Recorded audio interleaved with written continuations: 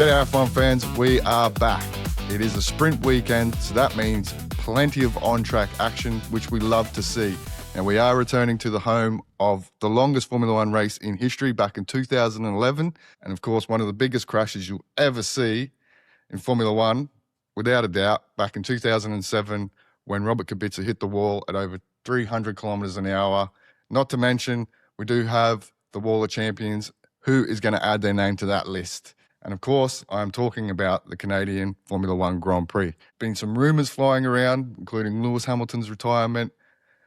Some say Esteban Ocon may not see the rest of the season out. But before we get into that, as you can see, I'm flying solo today. The big fella is feeling a bit under the weather, so unfortunately, you're stuck with me, so it will be a quick one. G, hope you feel better soon, man. We can't wait to have you back in the studio to talk all things Formula One. Let's get stuck straight into it. Let's have a look basically at some of the circuit-specific stuff. Now, we're looking at the weather. We're around 17 to 20 degrees all weekend. Possible scattered showers throughout that weekend. I don't really think any of the rain's going to interrupt too much of the on-track action. In terms of tyres, we're going the C4, the C5 and the C6. We are back in the softest of the range. Now, if I remember correctly, last year was a two-stop, with the medium, the hard being obviously the preferred tyre, and I'm probably guessing that's going to be the same again this weekend. Now, last year's winner was George Russell, and boy, does he need to do that again this week. But we had George Russell, Max Verstappen second, and of course, Kimi Antonelli third. Now, it is a low drag circuit, you could say, with plenty of long straights. So I think if you have a Mercedes engine in the back of that car, you are probably going to do all right this weekend. Right, let's start off with the current Constructor Championship leaders, and that is Mercedes. Now, they are the ones bringing the long-awaited upgrade package. Is this going to be enough to extend that gap back out to the size that we saw at the beginning of the season where they were clearly dominant and miles ahead of the field? I'll tell you what, George Russell definitely needs that to be the case because he is under some pressure at the moment. He is now 20 points behind young Kimi Antonelli, and Kimi is flying. It is a big weekend, like I said, for George.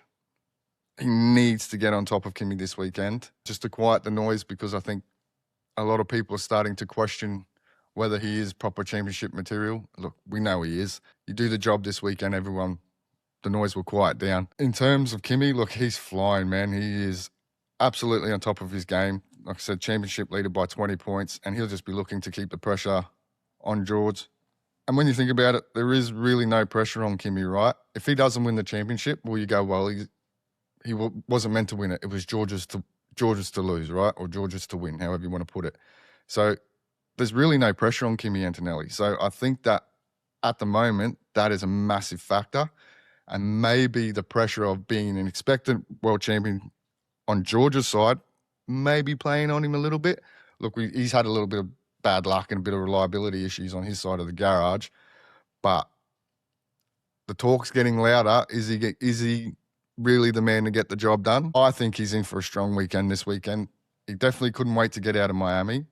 He's out of Miami now. He comes to a circuit. Like I said, he was the winner here last year. He goes all right, and I think he may just have the wood on Antonelli, but Antonelli is going to make it tough. Plus, you have McLaren sniffing around, and they're certainly going to be a force to be reckoned with this weekend as well. Right, let's get to Ferrari. Rumours flying around this week that Lewis Hamilton will be announcing his retirement at the Silverstone Grand Prix. Now, these are just rumours. He is contracted till the end of 2027.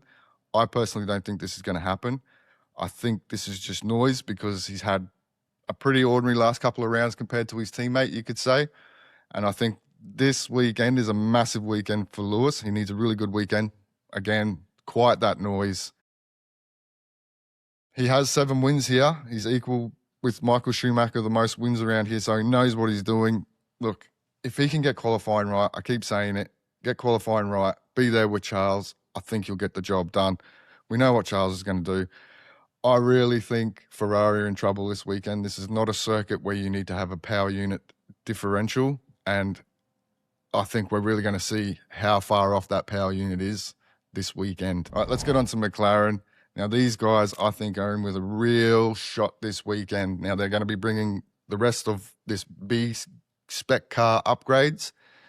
So it's going to be interesting to see if they have maintained the closing of that gap, let's say, to Mercedes. Lando last time out in Miami, man, that dude was locked in. He looked solid from his very first lap. Oscar was a little bit off. I think it's a big weekend for Oscar because also there's been the rumors about him and Red Bull flying around as well. Look, if you were Oscar right now and you're looking at the two teams, you wouldn't want to be going anywhere, right? Because it seems like McLaren are definitely stronger than Red Bull at this point in time. Who knows, things could change. But as we saw last year, when McLaren started to bring those upgrades to the car, Lando Norris got stronger and stronger and definitely brought himself back into the mix. So hopefully this is not a repeat of last year, but I think it's a massive weekend for Piastri. I think Norris is going to be on fire again, and he is certainly in the mix for the race win for me. All right, let's get on to Red Bull.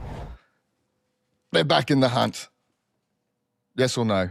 I think they're going to be quite close to Ferrari this weekend because that Ford power unit has a bit of mumbo jumbo about it, and I think they're going to make life tough for Ferrari. Now, Max, coming off the back of a massive weekend, he competed in the Nürburgring 24-hour and fell agonisingly short. I think it was a driveline issue. Look, he held his own, no doubt, and it was good to see Max doing something different. And I think he's going to come back really refreshed and really keen to get stuck in this weekend. So he's going to be in the mix, especially in qualifying, the way the new regulations have worked around that. I think he's going to be a nuisance. It's going to be interesting. Now, Isaac, he needs to bounce back because he had a bit of a shocker. He looked completely lost last time out in Miami. So he needs to get back on top of that. And I think he just needs to make sure he's close enough to Max Verstappen. Look, he's a pretty confident kid, right? We've seen him make mistakes or have a bad weekend and he bounces back relatively strongly. But if he doesn't get on top of this car quickly, and I think what will happen is that gap will just continue to open to Max Verstappen, and then it's going to be history repeating itself. So a big weekend for Isaac.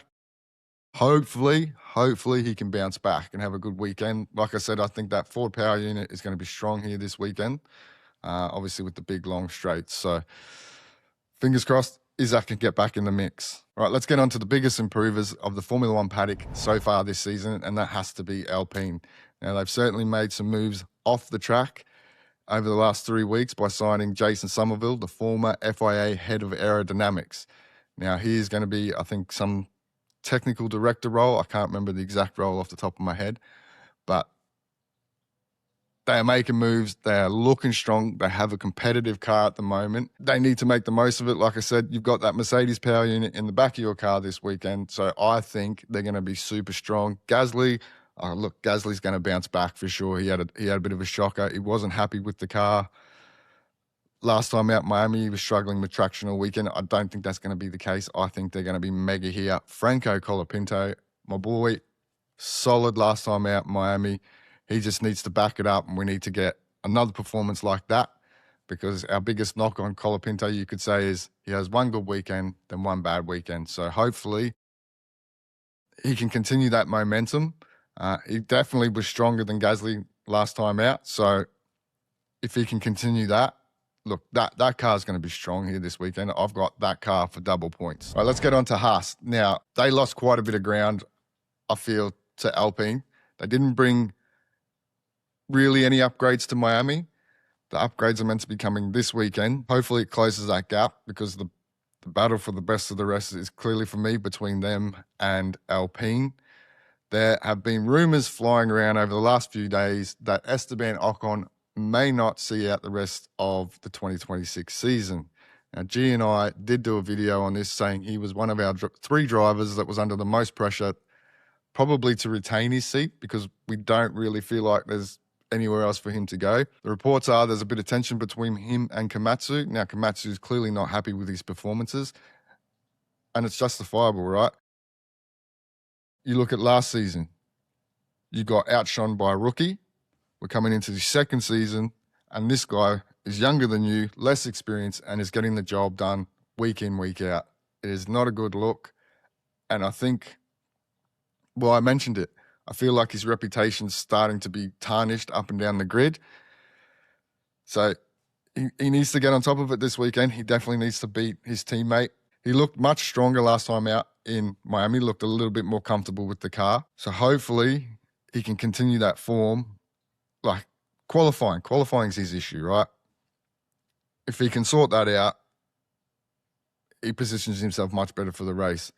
But I still feel like Ollie has got him covered. Ollie is definitely a lot more comfortable than Ocon at the moment. So it is a big, big weekend for Ocon again. He needs to stop having these needs a big weekends because, yeah, if these rumours are true, he may not be there come the summer break. All right, let's get on to G's favourite team, obviously Racing Bulls. Look, they need to bounce back this weekend. They had a bit of a shocker last time out. I think they're going to be strong here this weekend.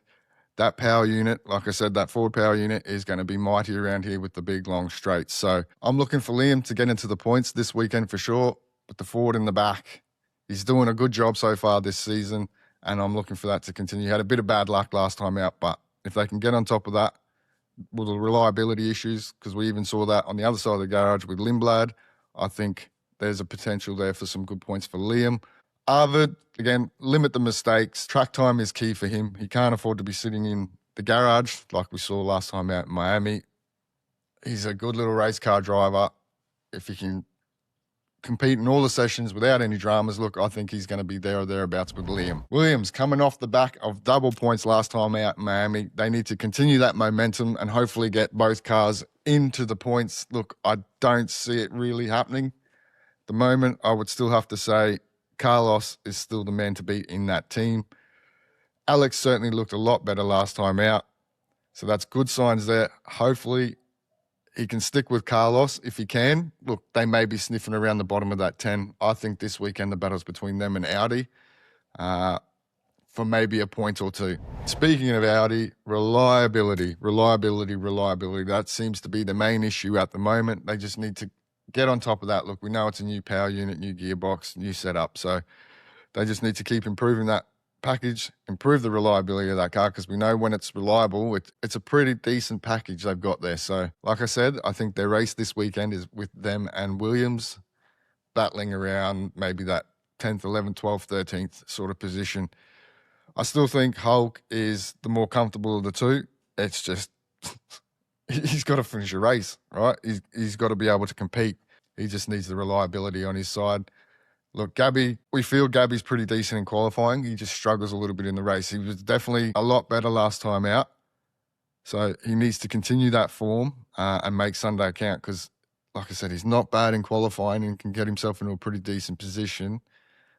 He can certainly make a difference in a race. On to Cadillac. It is the same old story with Cadillac. Just keep building, keep getting on top of your processes. I think it'll be the same. They'll be fighting with Aston Martin down the bottom.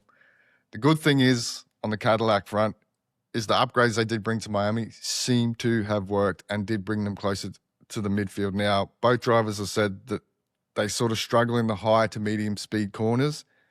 This weekend in Canada, it is more low to medium speed. So hopefully that brings them even closer to that midfield battle, but I still think their battle is with Aston Martin this week. And speaking of Aston Martin, the bottom dwellers in the Constructors' Championship at the moment with a big fat donut. Look, and I think that's going to continue this weekend. They've stated they're not going to bring any massive upgrades until at least summer. Right now, their main focus is reliability. We saw they managed to get on top of it to an extent. They were able to fight, and they were having a pretty decent battle with Cadillac at the back there, expecting the same. Look, they just need to compete in every session, practice, qualifyings, you name it. They need to be there. They need to get on the car on track. I'm not expecting them to extract any massive performance. Their big focus this weekend will be continuing to build on that reliability and get on top of that vibration issue before they can even think about any performance. All right, so that wraps up all the teams. Like I said, I was keeping it short and sweet for you guys so you don't have to look at just my face this week. But it is time for predictions. Now, being a sprint weekend, my sprint pole getter will be George Russell, and I think he is going to win the sprint race as well. I do believe that these upgrades that Mercedes have brought by holding him back just that extra couple of weeks, I think is going to make a massive difference, and I do think that they are going to extend that advantage out just a little bit further. Right, now qualifying for the main race, I am actually going to say Lando Norris. I think he is going to be in top form. Now, my podium for the main race on Sunday is going to be Lando Norris, George Russell and Kimi Antonelli. But I would love to know at home, who are you picking to take out this weekend's Grand Prix? Do you think Lewis Hamilton is going to retire come Silverstone? Like I said, there's been plenty of rumours about that. Is Esteban Ocon going to lose his seat halfway through the season? Again, another bunch of rumours flying around. Make sure you like and subscribe. And until then, we will catch you in the next one.